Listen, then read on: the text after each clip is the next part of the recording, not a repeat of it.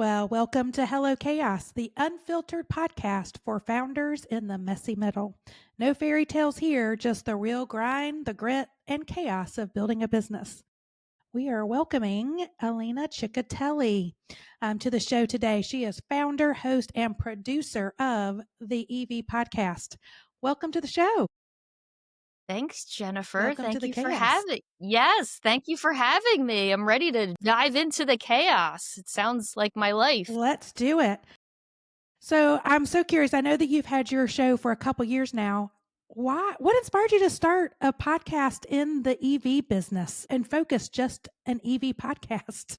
Yeah, EVs for everyone. So I started this as a side project, as a project to really talk to some amazing folks, talk to some amazing people in the industry, and then as I got deeper and deeper into it, I'm like, man, I could really have some fun with this. This is actually so up Yeah. my alley. And I should have prefaced this by saying I started the show while I was still working my corporate job, and I've had a lot of experience in the retail automotive Oh. segment of the So you've industry. been in More automotive for a while, yeah. So yes, for a like me, while. we've been adjacent in that automotive, transportation, manufacturing space. Yes. Yes, Yeah. exactly, and so I actually came from Lyft, which before they went public, when they were still, like, this really small, scrappy startup out of San Francisco and still had the pink mustaches on the cars, so I was in one of the very first, like, biz dev teams out here on the East Coast. Fantastic. So, Yeah. and fast forward to I was there for about 5, 6 years, and then I ended up running a lot of the automotive partnerships with some of the larger, dealer groups, one of which being CarMax and Pep Boys. So, one of the partnerships was with Rivian, and as you know, Rivian is a very large Very. electric vehicle truck company based out of California. And long story short, I got really, really interested in just electric vehicles, the technology, the go to market strategy. And I started the show, like I said, as a passion project. And then I came to a point where I thought I can actually make this my full time job. The Yeah. show be my Right. full time job because I had already built my brand around it. I'm getting a little bit ahead of myself here, Yeah, but no. I thought, if I'm really gonna work this hard, I'm gonna be working on my brand at the Right. same time. So I'll pause there because there are some twists and turns. Hey, founders, if your brand's feeling a little, chaotic, you're not alone. That's exactly why Bright Marketing created the Bright Starter Sprint. It's a 90-day jumpstart for founders who need to launch, level up, or maybe just hit reset with clarity and confidence. You'll get our full brand therapy sprint, a complete brand dossier with your story, audience personas defined, positioning all nailed down, plus your go-to-market, a high-level go-to-market blueprint, your pitch deck, anthem video, basic website, and a founder personal style guide that gives you clarity of how you need to approach your own content on social media. And you also get a 60-day content roadmap for your brand to put everything in motion. It's everything a founder needs to go from what do we do next to we're ready to roll in just 90 days flat. We can get it done. This Bright Starter Sprint built for founders who want to start smart, not just fast.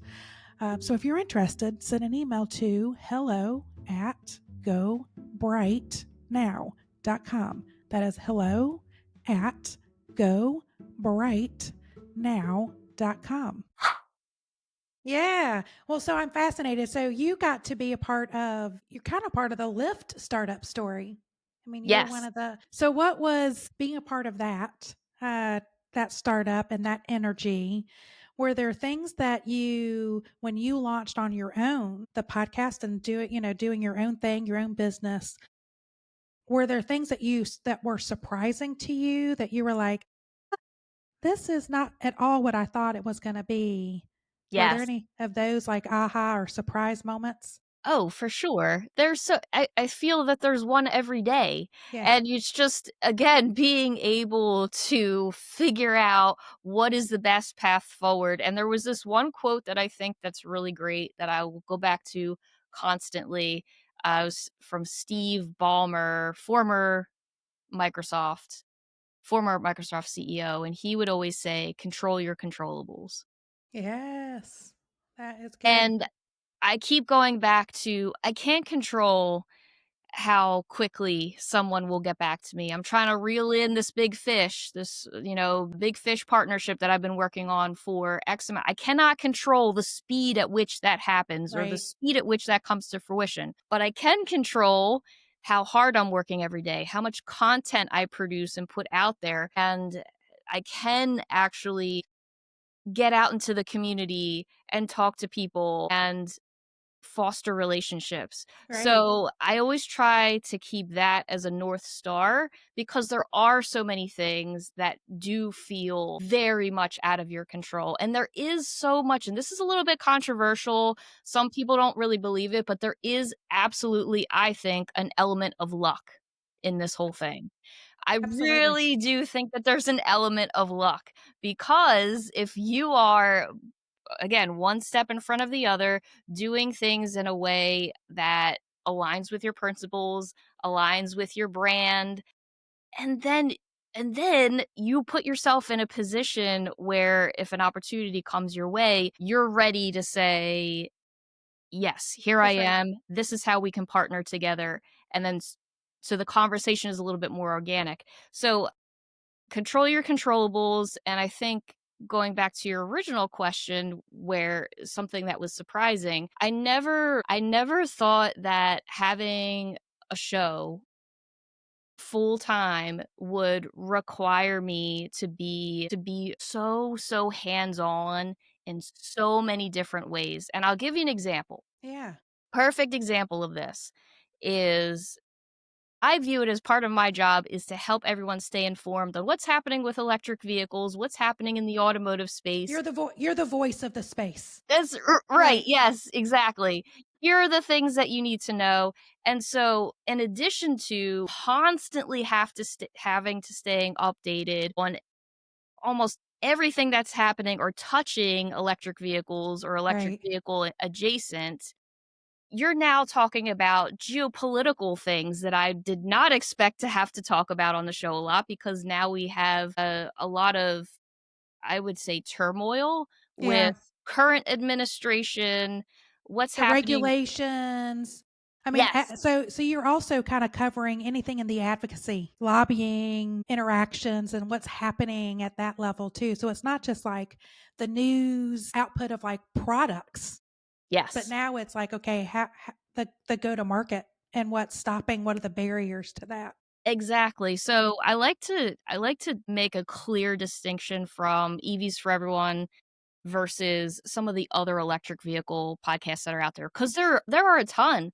There are a lot. Like, this is not the only show that covers electric vehicles, but some of the other ones are like, oh, this new the Tesla Model YL that just got released the other day in China. You'll start to see influencers and people that have their own electric vehicle shows. They'll like, okay, let's dissect this video of the Tesla Right. driving itself, full self-driving mode, all the bells and whistles, and really break down the tech.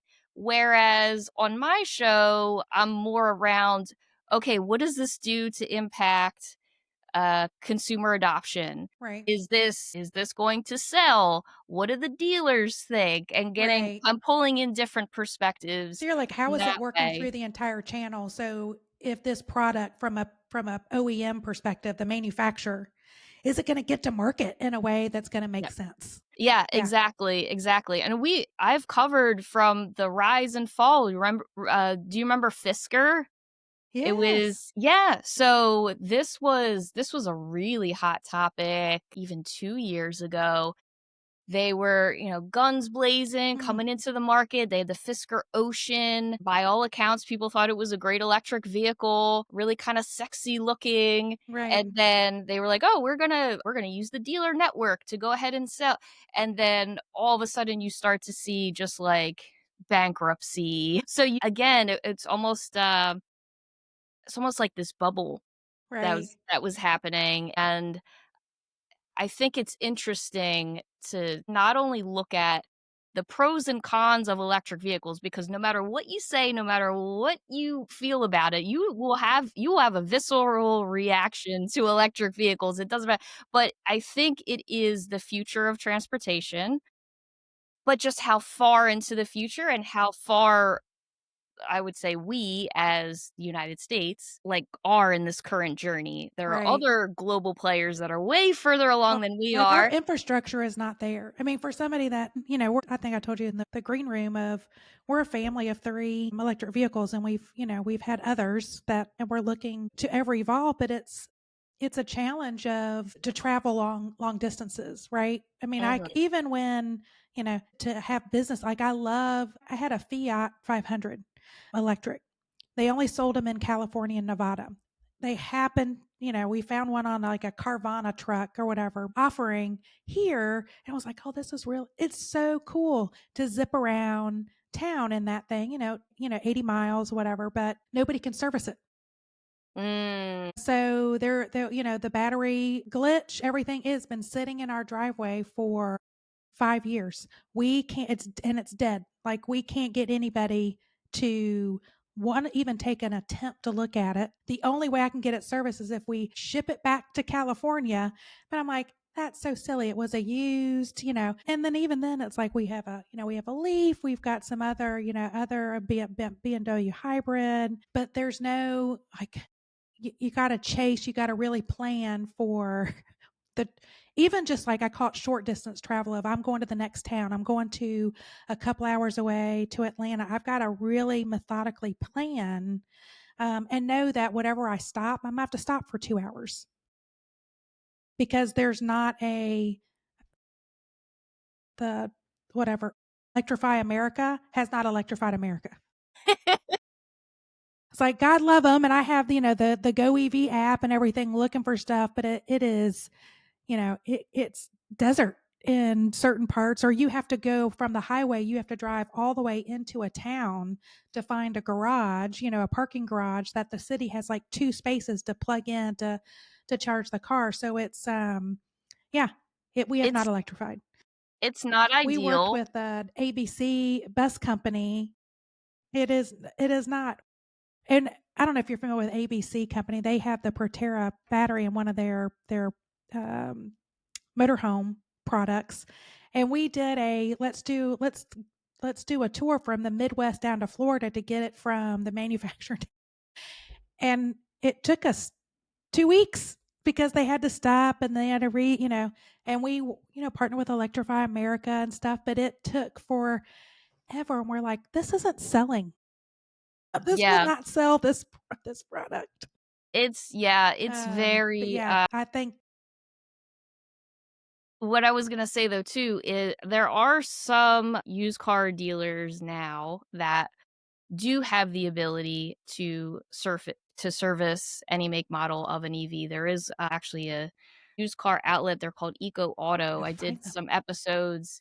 Yeah, I'll hook you up with Al Salas. He's the owner. Really great guy. But he I Me thought did a too.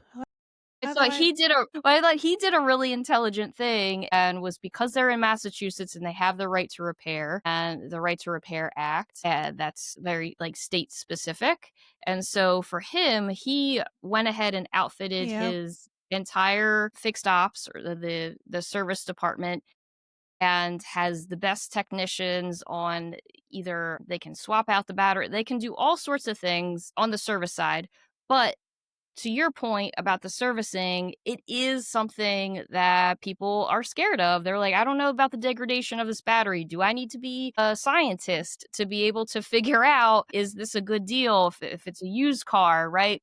So, but I do think the industry has a right. lot of tools and a lot of different vendors, most of which I've interviewed and have talked to. Like, there's a lot of technology out there now where you can make a really great educated decision as a consumer if you are looking at, either used electric vehicle, hybrid, etc. So I won't get too far into the weeds there because then we're going to start getting Right. technical with I it. mean, we're But right.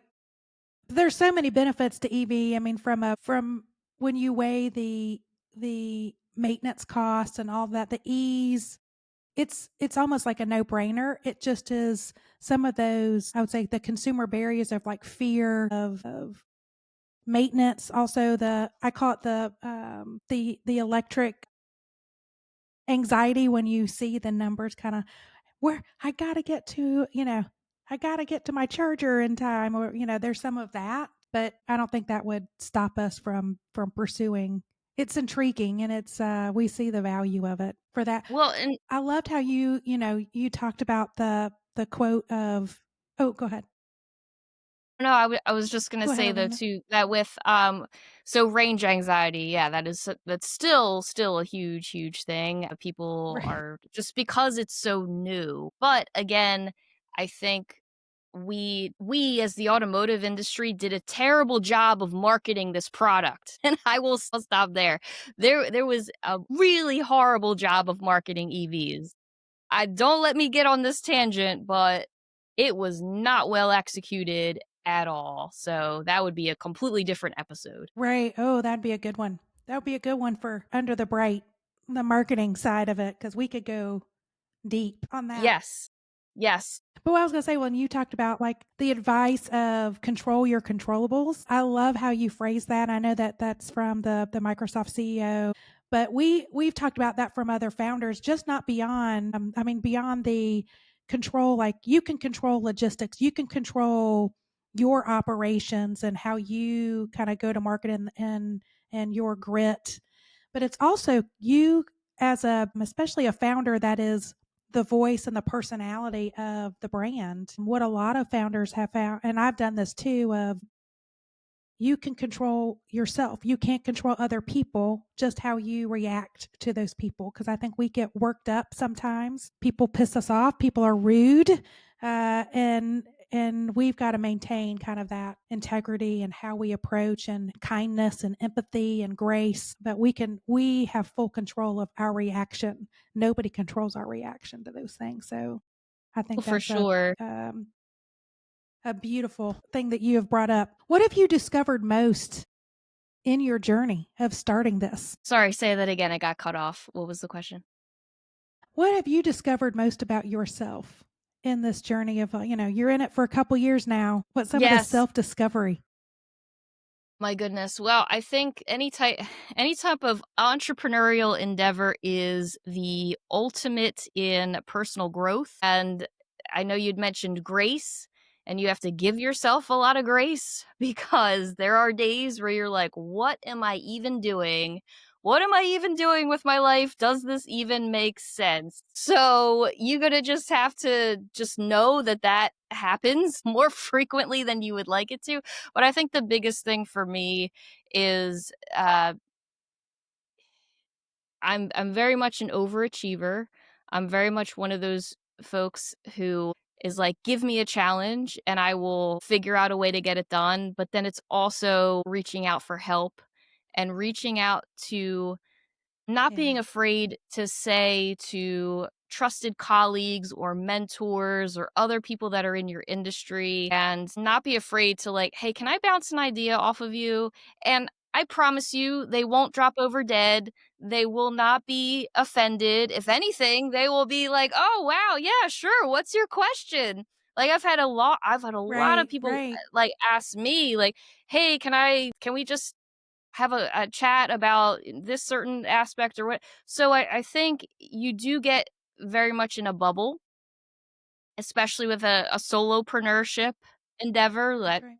I consider mine to be very much solopreneurship because I am, for all intents and purposes, a one woman show, and I can get very much in my own Right. head and in the You're the bubble. face. And so, yeah, exactly. So I think when you have those trusted advisors, you have those people in your life that, like, there's Mhm. no BS with them. You will say, Right. maybe that didn't quite hit the mark, or, oh, I'm really upset because this thing that I was working on for so long didn't actually come through.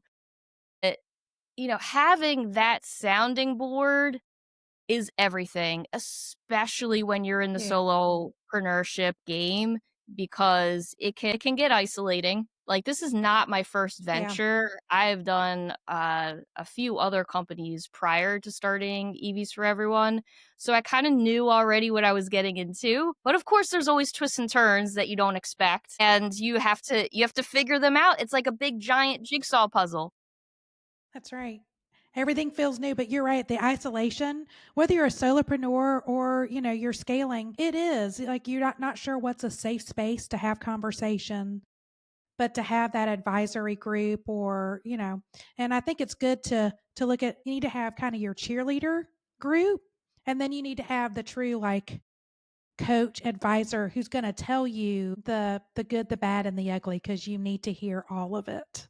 You need to have that nice sounding board and a safe space to be able to ask questions and bounce back. And I find that within the entrepreneurial community, the founder journey or the founder community, we are way generous of our time with other people, more so than I think just a business executive. I feel like the entrepreneur community, we really, really support each other and make time. That's just been my observation and experience. And I didn't know if you had that same Yeah, I experience. think I think it's what's that saying, how it goes, you find the busiest person in the room and they will be the one to make the time for you because they're so good at time management. That's what a lot of times it ends up being. Like, founders, you have to be great at time management or have some sort of process in place. So you find the Right, busiest person in the room, and that coffee chat, whatever strategy meeting, that you can bet your bottom dollar it's gonna happen because it's already scheduled, the invite went out, it's on the calendar already, so right.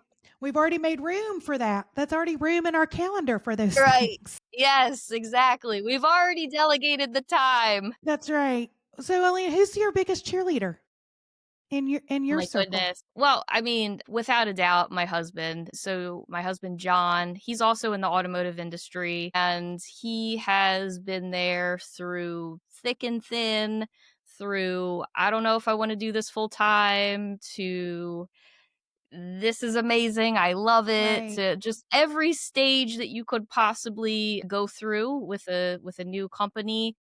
He's also an entrepreneur himself, so, we're constantly Nice. talking about different strategies, or like, "What do you think of this?" And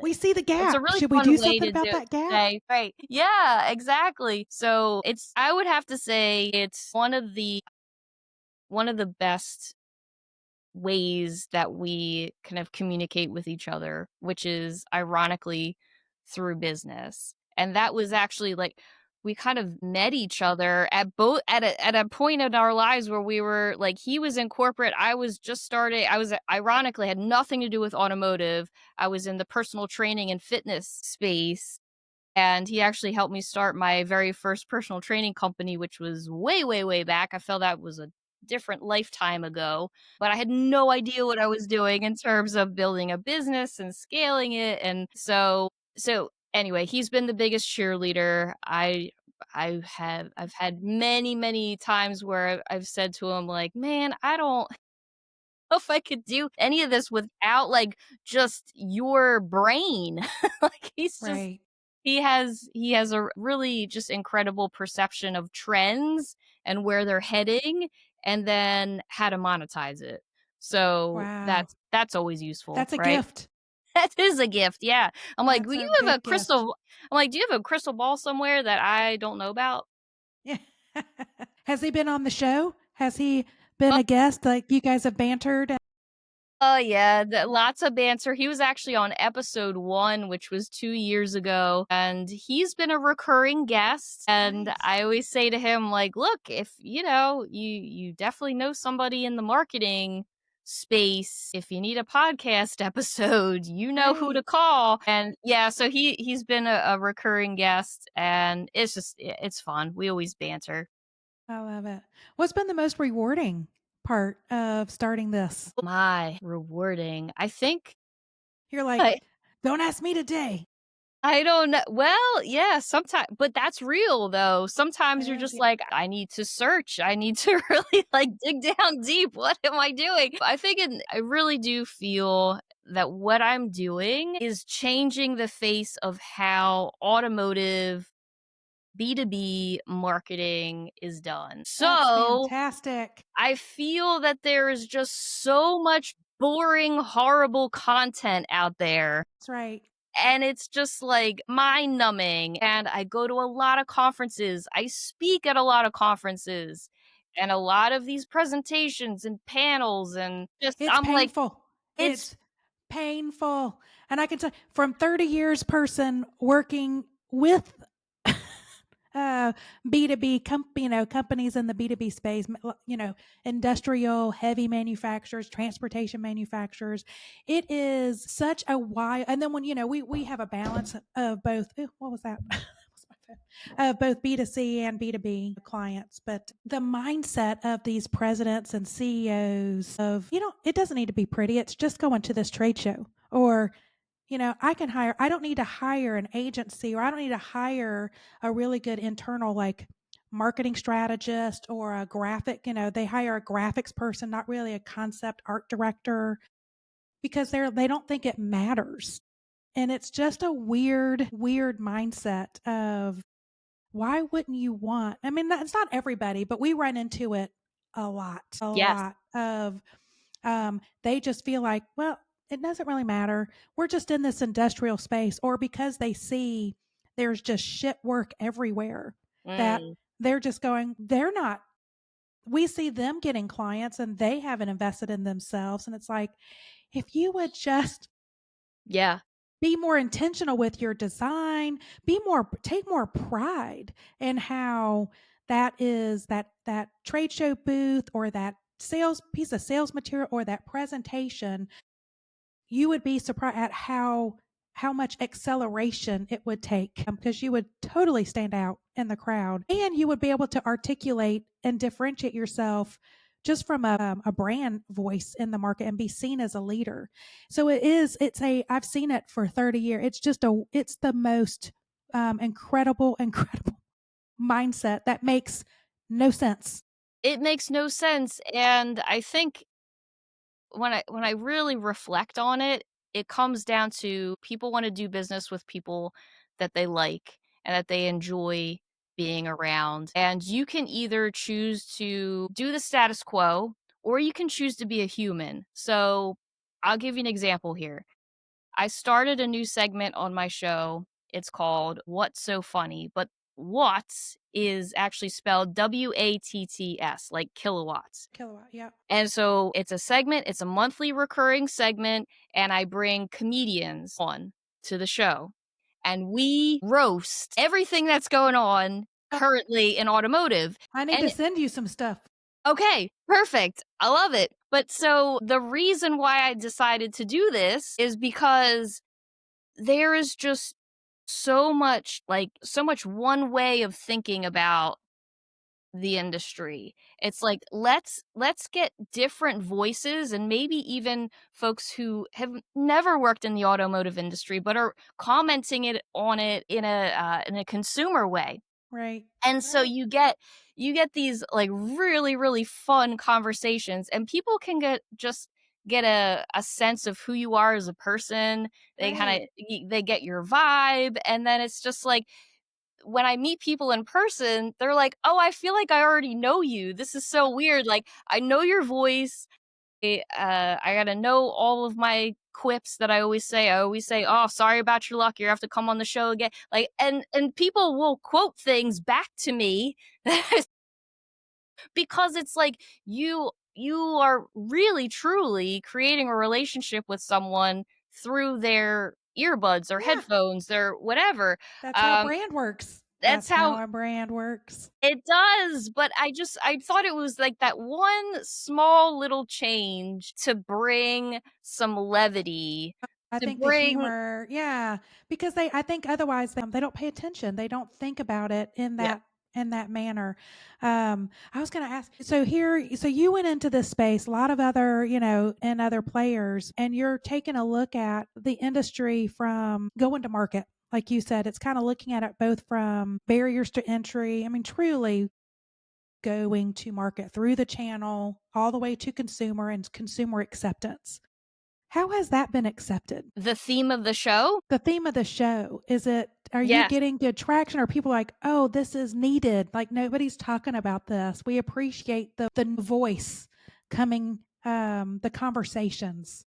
So in the beginning, and when I say in the beginning, I would say 2 years ago, there was this, like, rush of people that were like, "Oh my gosh, I wanna how can I be a guest on the show? This is great. This is so, so needed."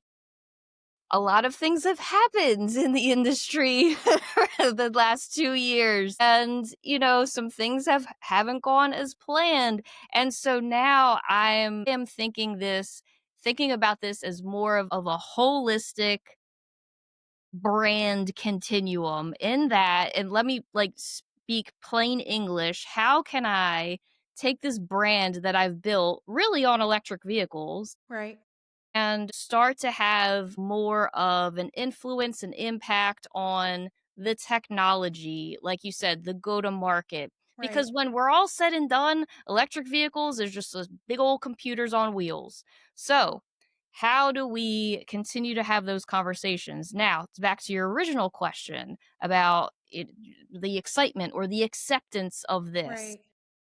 A lot of pushback, a lot of pushback now, way different than it was in early, What's the uh pushback? Is it the the pushback is more of, like, EV sales are flat, they're not growing, it's no longer a growing segment, it's no longer the hot, yeah, sexy it's h it's buzzword. basically that's where brand matters of Exactly, the most exactly. is when shit gets flat, that's where you need to really differentiate, Mhm, and it's not as easy as it anymore. Like, you have to be exactly. way more intentional. Yeah. Yeah, and that's so I started to lean in a little bit more on the humor aspect, on more of like, how do I take this brand and amplify it through different channels, through more of like event MC and through I am going to actually help you create content for your automotive brand that's not going to be boring, that we're actually going to like So hit you're all the expanding. points. So it's Yes. kinda like we're going the opposite. I had the marketing agency, and I just saw a gap of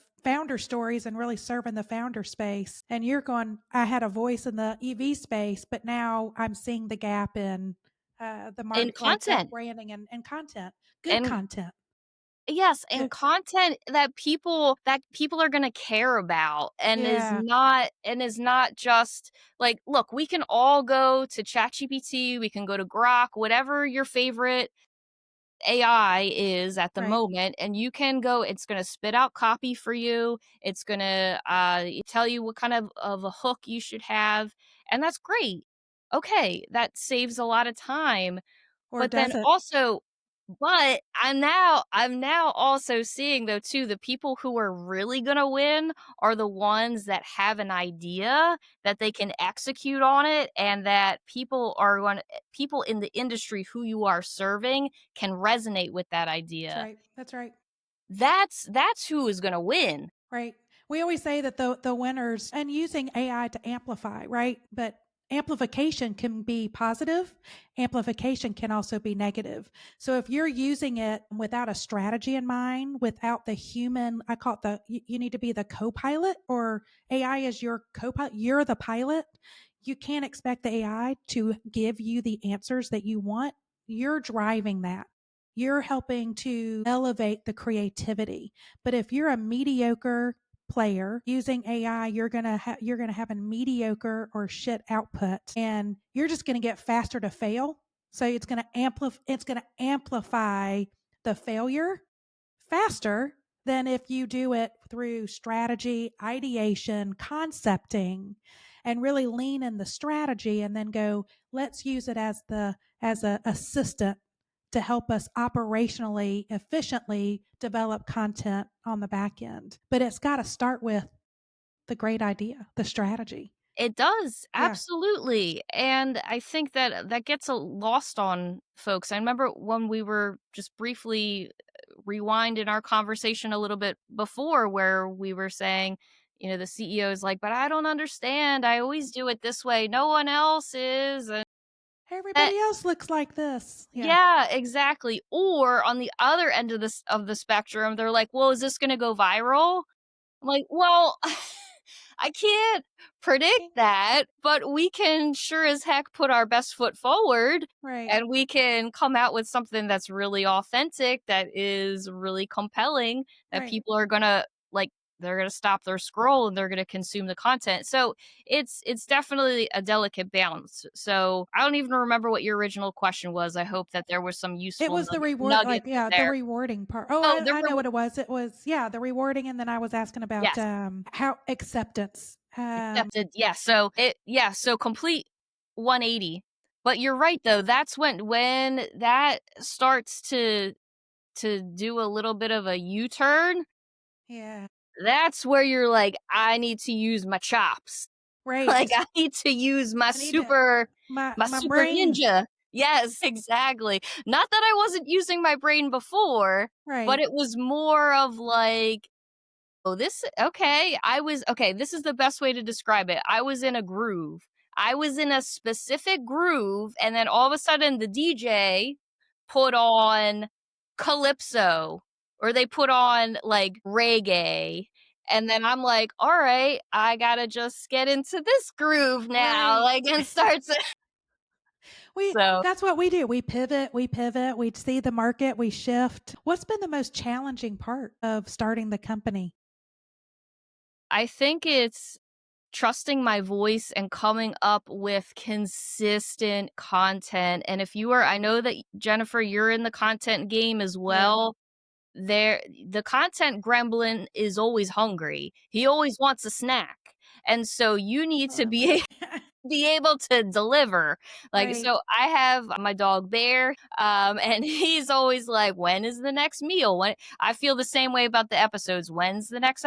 Who's gonna Right. be on next? It's like this, The and constant.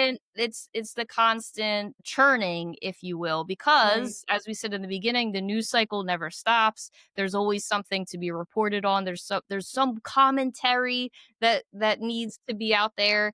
I as an overachiever, as I already mentioned previously, I need to be cognizant of the fact that I'm not gonna get to every single story, but the Yeah. ones that I do get to are gonna be banging. Like, They're there's really gonna be impactful. Yeah. yeah, there's gonna be some great commentary, there's gonna be a great conversation between the guest and myself, or I'm going to just do a solo episode, and I'm gonna, turn on the mic, I'm gonna pull down some of the most important things that happened from the week, and I'm gonna give my hot take. Right. Surprisingly, those are some of the episodes that have been the most downloaded because I am the most raw, like, unfiltered Telling you that's what people version. like. It's yeah. So, I think it's a mixture of not being overzealous and not being like, "Okay, I know I said to you before we hit record, oh, I'm gonna be publishing 3 times a week," and sometimes it's 2, Right. sometimes it's 3 if the stars align, if there's a conference and I've got, like, a ton of people in the queue. So, I just know that I need to be able to go with the ebbs and flows, which is not always easy because 'cause I'm always like pedal to the metal, let's go 1,000 miles an hour. So, Right. I always have to like, "Alright, just pull back a little bit. It is Yeah. summertime." People are Let's take so a breather. yes. All right. So in this, so you kind of have the face out there, burning and churning and pushing forward. And you're the, like I said, you're the personality. Like you are the brand of the. So what is something you like about yourself that you wish other people recognized more about you? Dang, is this a therapy session, Jennifer? Do I need to get the box of Kleenex? Like, what is happening?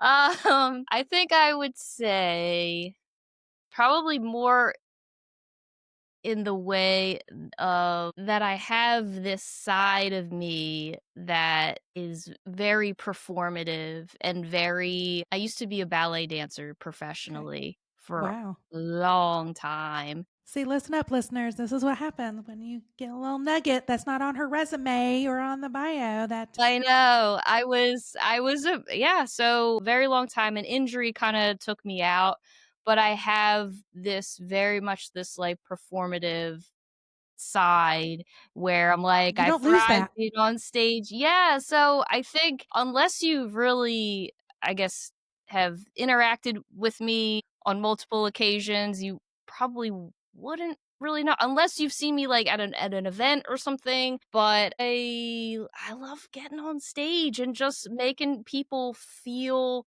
comfortable and like, "Ah, I can relax a little bit. I can settle in." And I feel that that's one of the things that I'm really, really leaning into in this next kind of season of the show and content. And I Use those think gifts. yeah, and I Yeah. think that's what really comes naturally, and I think I enjoy that. I enjoy that part of the work, which, I think prior, I was so focused on let's let's break the stories that like no one else is gonna break. But then it's like that's not realistic because there's so many different outlets that are reporting on the same It's like, how do thing. we stand out? Yeah, Why do people tune exactly. in? Like, what kind of content do we want to have, and what kind of and who are we serving? I think is especially in this space in the podcast space. I think having that on repeat and making sure that you're delivering because they always say like, hey, if you know who you're serving, one, the audience will come, but so will the advertisers, the sponsors. But you've got to, it's like quality content meets consistency equals the value. Um, Yeah. yeah, for that. That's a great equation. I need to have that on a Post-it note on my laptop.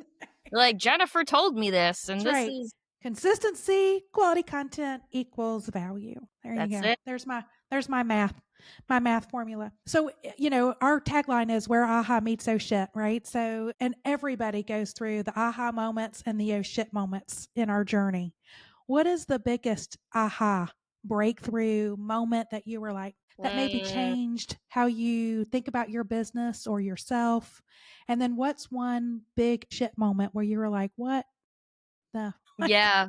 I What did not is expect that, and now I gotta dig myself out a little bit. Yeah. Oh, all right. Vulnerability time. Yeah, yep. Okay. So I think on the first score, I would have to point to one of the speaking engagements that I did. I think it was about a year and a half ago, and it was a panel presentation, and it was on the most. And I won't name the conference, and I won't name who was on the panel for the comfort of those people.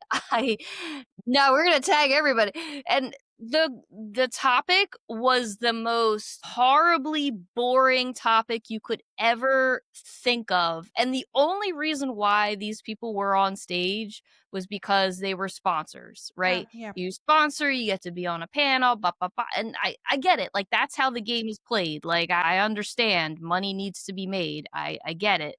But it's like when I got this panel, and I think that maybe the organizers were testing me with this or just to like see how equipped I was to Right. anyway. Do you belong on this stage? Right. Yeah, Yeah, exactly. yeah. So the conversation was so dry and just so like you wanted to just go like light yourself on fire and go Right. and run Well, and scream at especially coming from you going, "I'm on stage, people. We've gotta perform." You're like the Moira Rose when she walks I don't know if you watch Schitt's Creek, but she's like, "All right, people, curtain." Turn when she walked into the, first time board meeting or something. They're like, "This is not a performance." Exactly. She was like, "Is it not? It is a performance." It is. That is I agree with that philosophy 1,000%. But this was like very technically driven, like engineers speaking about like and you're I was like, number one, so anyway, the point of this story is that I flipped this around so fast. Like we ended up not talking about anything that had to do with the points that were already Right. discussed. We then I pivot I did like a 180, and at one point I called one of the people like the Ben Franklin of electric vehicles. He got offended. Like it was like this it was this whole thing. So then I thought to myself, I was like, if I can survive this, Right. if I can get through something where I had to is a challenge. I Right. have to think on my feet. I have to make it entertaining. I want to come back next year. I want Right. to be on a bigger stage. I obviously have to like prove myself. I feel like it was almost like a sorority hazing type of situation. And then but I thought to myself, I was like, no, we're gonna make this fun. I'm gonna Right. ask them about It's all. probably the most memorable panel that they've ever been to in these shows. I will tell you what, there was one person in the audience, and she goes to a lot of the same conferences I do. She at the next conference, she pulled me aside. She was like, "Elena, do you remember that I was like, "Oh my god, I that was the." She said, I don't know how you did it. I don't know how in the world. She said, I was just secretly in my heart chuckling because I could just, it's like your eyes were just, you were like, you were so locked in. I said, I'm determined. This is going to be a great panel. So, but that was when, you start to get feedback from other people and you get into like that zone, and I was like, Yeah. "I need to be doing this. This is where It I feel like confirmed it." it Yeah, brought you energy. So your yeah. whole body was like, this is it. Yeah, I'm yeah, here. exactly. I'm like, "Alright, well, now when's the next fix?" Right? It's like, when's the next hit of dopamine or whatever it is that you experience? Okay, and now we have You're to like, and talk then you're about like, the oh no, let me create those all eh, the time. yeah, exactly, I know. And then so we gotta go to the other end of the Uh, spectrum is where you feel, okay,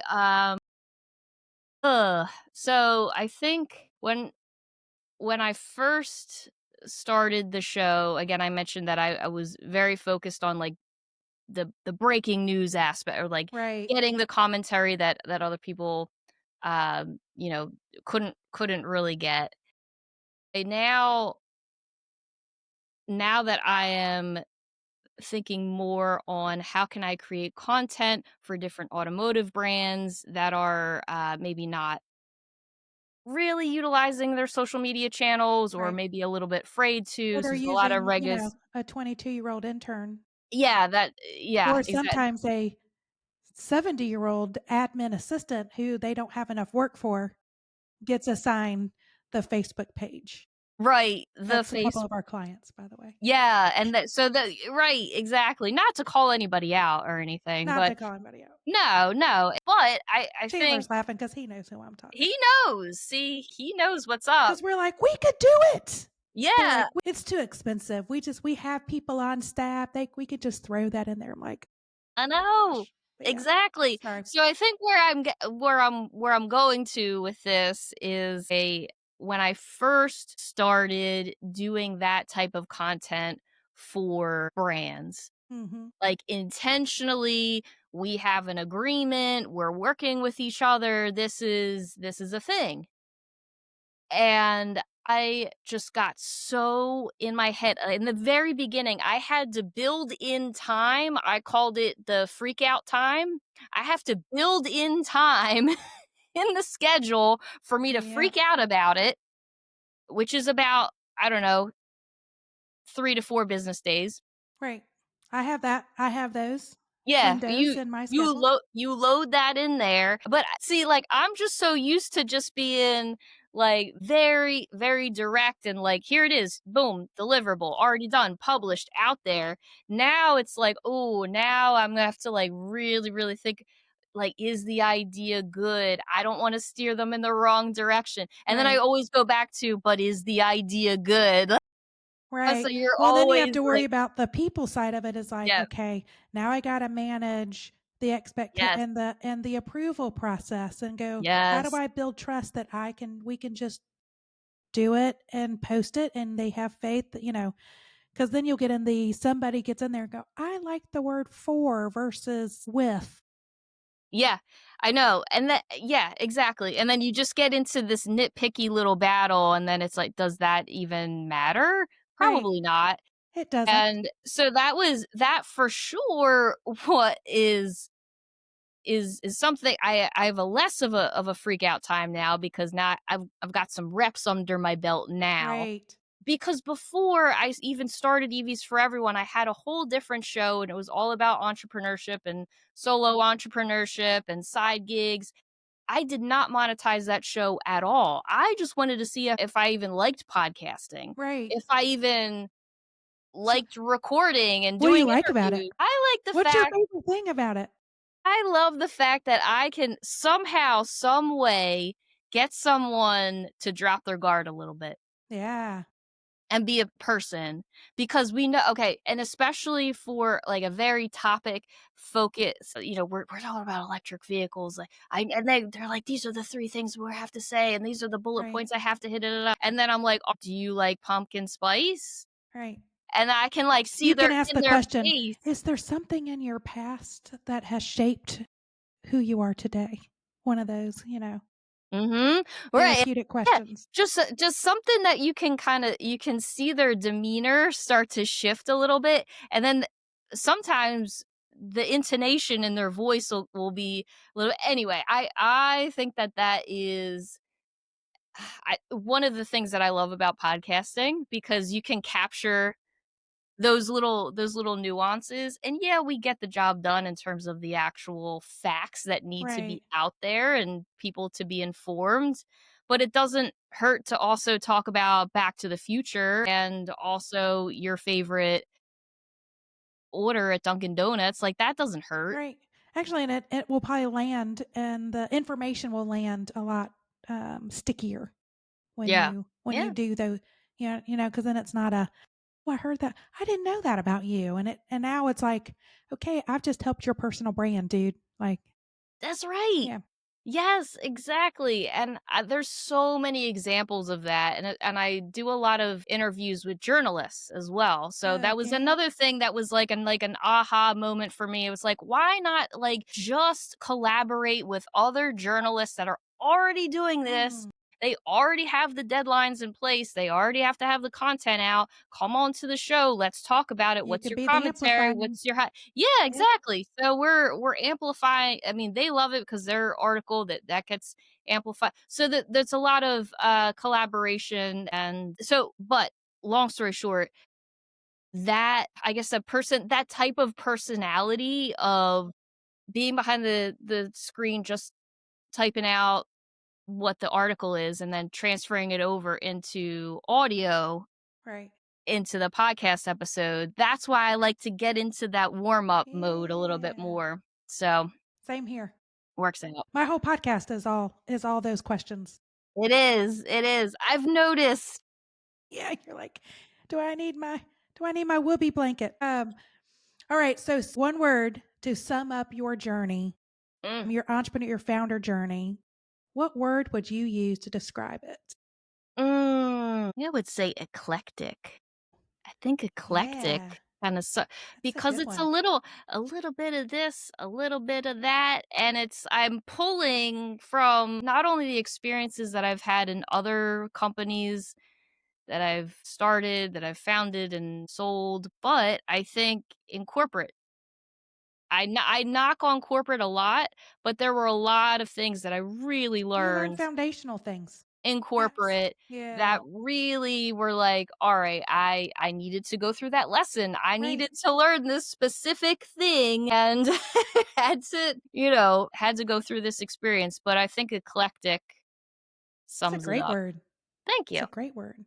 All right. So if you look ahead to the next chapter in your journey, Mm. what word do you want it defined as? Still like it to be entertaining. I think at the Yeah. end of the day, if you can make someone smile, if you can make someone relax or just take their mind off of whatever else is going on in their Mhm. life and just lock in for that moment and or just be able to like vibe with somebody that you've just Yeah. met and you have this common connection or this common thread that you want to explore. It's all entertainment That's and right. it's all just the human connection. So I guess entertainment would be moving That's a good one, forward. especially to meet your mission of how do we change the mindset of B2B marketing.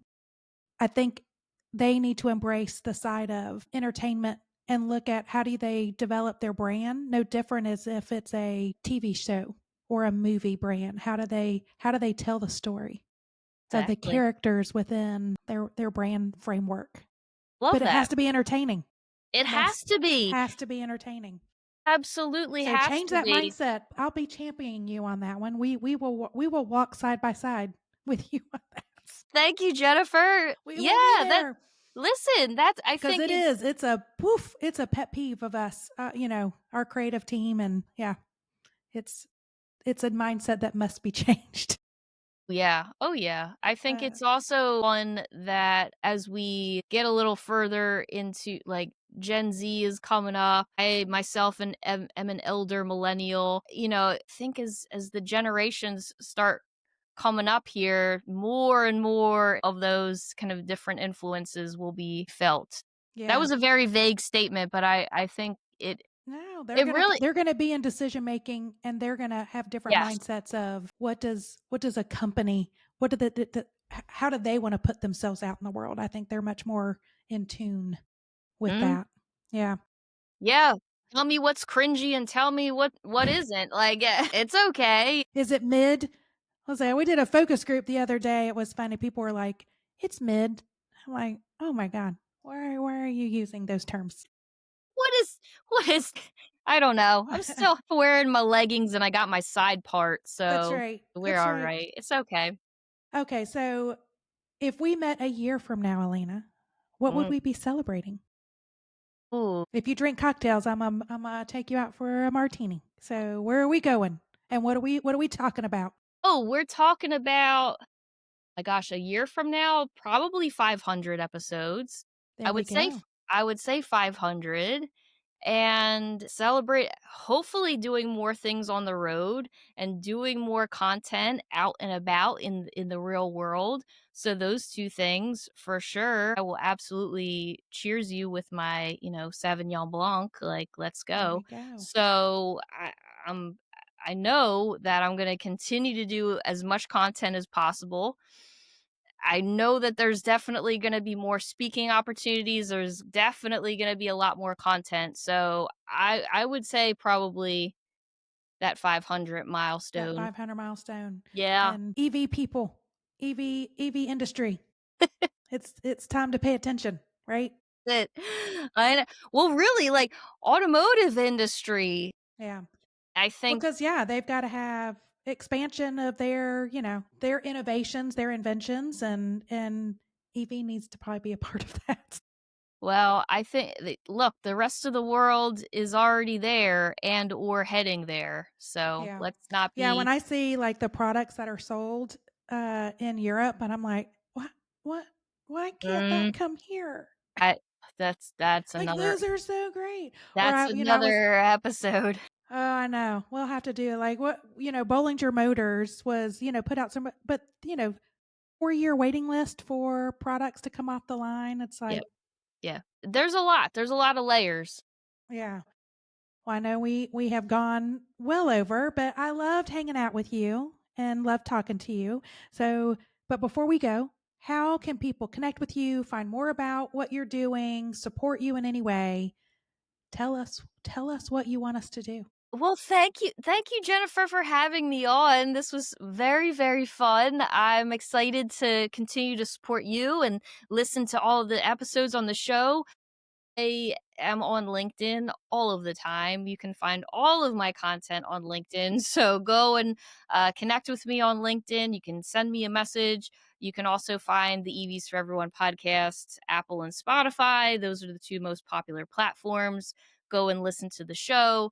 And then, you can also follow the show on LinkedIn. That's ironically, that is really the hub of where I have all of my video content, not just video content that relates to the episodes, but then also to some of my newer stuff that's Oh, maybe a hot take on the industry, but more video content that I'm curating there. So you can find all of that on LinkedIn, X if you're feeling crazy. I'm also yeah. there, but Would love for you to reach out on LinkedIn so we can have a chat. Absolutely. Everyone hear that? Check her out. I appreciate it. And that's a wrap on today's chaos. But the journey doesn't stop here. If you found yourself nodding along, laughing, or even saying, "Yeah, girl, I'm with you," make sure to subscribe, share, and leave us that 5-star review on Spotify, please. Or you can dig deeper into founder resources, tools, and more episodes of Hello Chaos over at orangewip.com. And that is orangewip.com. And that WIP is for work in progress because that's what we all are. So until next time, stay curious, stay scrappy, and remember, we are all a work in progress. I'll see you again next week.